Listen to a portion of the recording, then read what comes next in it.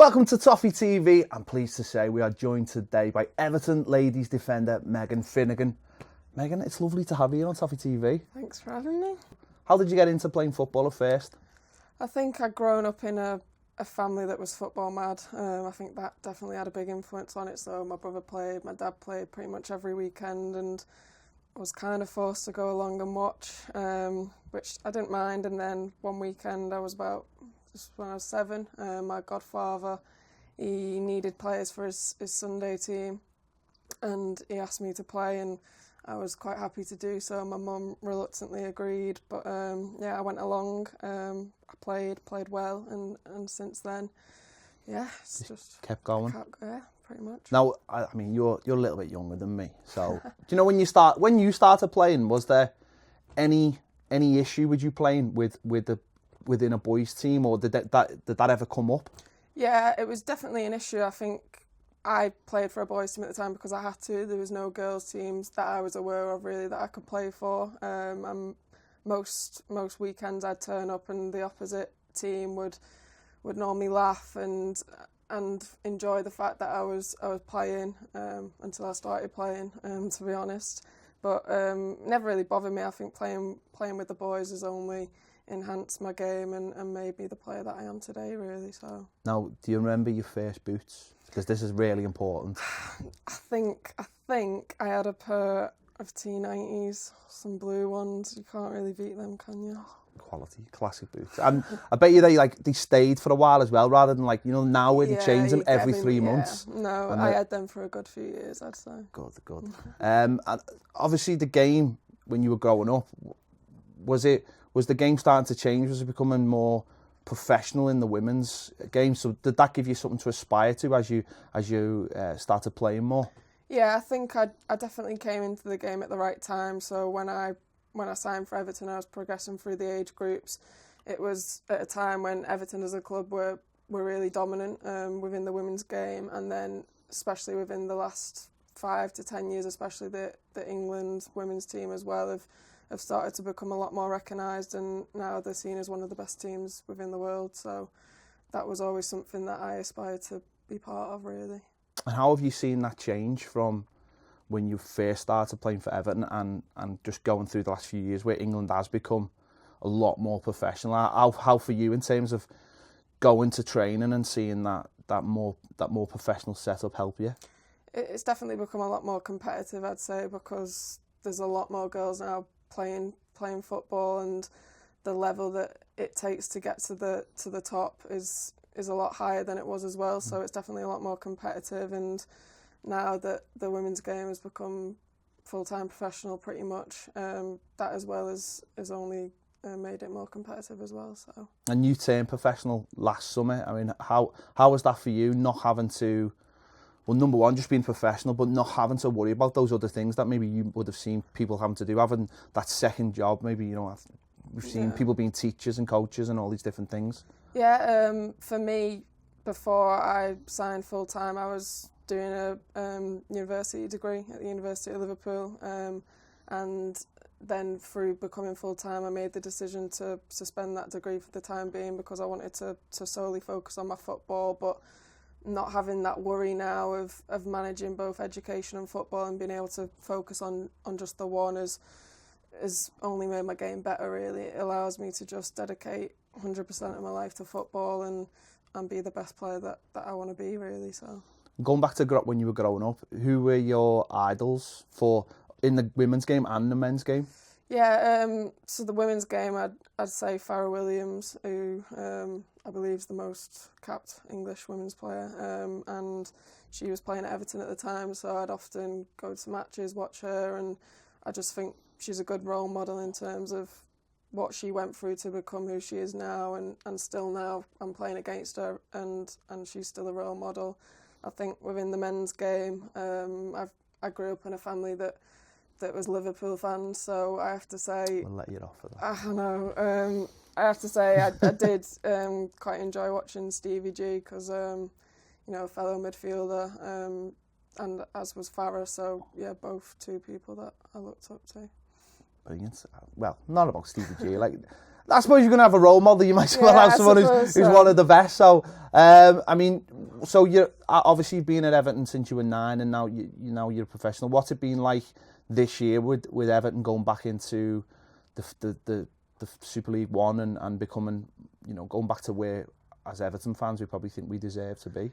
Yeah, I think the last few years for the ladies team have been a rough few years, obviously getting relegated and then being in the second division.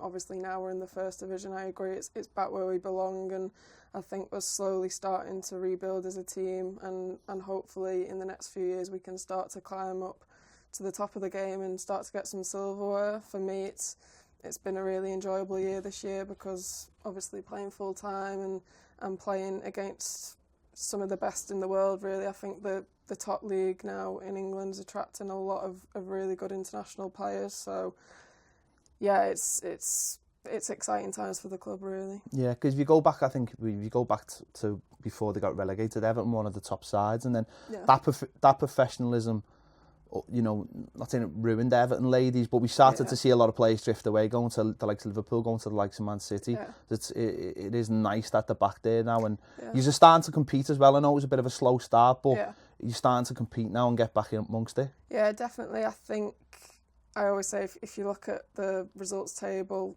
we'd like to have more points on the board, definitely, but I don't think the points are a representative of how we've been playing. I think we're playing well as a team. We're finding ourselves as a team, because we are a young team, but we're challenging against the best teams in the country, and so at the minute I think we're happy where we are. Does it help playing against those other sides and having the likes of Man City, Liverpool, Chelsea, who have got a lot of the top players now, and I know there's a few issues in America as well, so it's probably going to even get more influx of top players out. Does that help you week in and week out, knowing that you're going to play against the top professionals in the game? Yeah, definitely. It's a challenge that personally I relish, and I know that as a team we do as well. I think we actually play better against the top teams, because we're seen at the minute as underdogs, so no one expects us really to do well, but we do. And from a personal point of view, I'm playing against top class players every week, and it's challenging, but as I said, I've seen my game come on in the past year more so than ever. So now, you mentioned the players you idolised growing up. Who were the players you look at now and think, in both men and women, that you like look at and think, I want to be as good as them, or you want to take part of their games and add it to yours? Yeah, there's a lot. I think, if we're looking at the men's side at Everton, and Don't look at Everton. No, but I do. In terms of Adrisha Gay, a defensive midfielder like me. I'd say similar parts of our game, and within the women's game, I've just finished reading actually Carly Lloyd's autobiography, who's probably one of the most successful female players of all time, and the success that she's had, and winning World Cups, Olympics, stuff like that. It's something that I want to aspire to become as well. So, well, yeah, if you're going to aspire to someone, you might as well aspire to be the absolute best. Yeah. What you mentioned, Adrisha Gay, do you ever get a chance to, be around the Everton men's team, or get to watch them train and sort of see a little bit of what they do and try and use that for your own training? Yeah, sometimes we do see them around the training complex. Obviously, we also get the chance to go and see the matches when they're at Goodison and stuff. So, yeah, we see, the lifestyles, if you like, and yeah, that's... Get to see the cars. Yeah. No, I know you mentioned there this season is getting better and getting better. It seems week by week, and you have been very close against a lot of those top sides. How do you think you can do for the rest of the season and build into maybe next season? I think for the rest of the season now, our aim is to start picking up points. We're kind of tired of saying good performance, we should have deserved the result. We want to start picking up 3 points, because we believe that we can. And then, in terms of the FA Cup, we're in the quarterfinals now, and 2 games away from Wembley, and I think that's an exciting prospect. And I think that as a team, we believe that we can get there as well. So to play in an FA Cup final at Wembley would be a pretty decent season. Be nice, wouldn't it? And you scored in the last round, I believe, in the FA Cup. How was that your first goal? Yeah, embarrassingly, yeah. I've played for the first team for 4 years now, and it's took me that long to get a goal. But it was nice.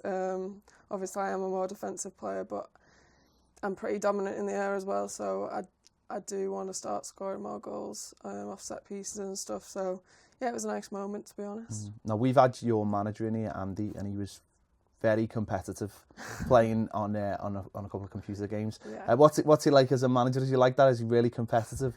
Yeah, he is competitive. I've known Andy for a long time because he was at the Centre of Excellence when I started when I was 9. So I do know him pretty well, and he's Everton through and through. He wants the club to do well, and he's 100% committed to making sure that we're doing well. And this year in particular, I think we've seen real strides being made, and that's down to us, but also down to the hard work that he puts in as well. So, and just on your teammates, who would you say is who's the best player at the club at the moment? Or are you going to upset people if you say answer this? I might upset people, but I'd have to say Gabby George at the minute. She's in recent months just received the first senior call-up for England. At the minute she's in America for the She Believes Cup with them, so she's only a year older than me, to be honest, and she's one of my good friends within the team, but she's someone that I go to a lot for advice because despite being so young, she's got a lot of experience for her age, and she deservedly got the call-up. So. And seeing her being called up, does that give you hope now that can be your next step, maybe get into that England squad? Yeah, definitely. I was proud of her when she got called up, but at the same time, it makes me want to be that next person from Everton. I think I've got the World Cup coming up for the under-20s in August, so that's my focus for the next few months. But after that, my aim is to make the seniors, so I have to make sure that I'm performing week in, week out, and hopefully impress the new manager. So how many games you got left now for the rest of the season? I think we've still got about 9 games. And then cup fixtures on top of that. And so cup fixtures. Quite a few. There you go. Get down. Go and see the Everton ladies play. Get to see Megan elbow a few reds, which would be nice. But your dad's not happy about that, though, is he? No. Big thanks for Megan coming down from the Everton ladies. Make sure you go and check them out, and we'll see you soon on Toffee TV.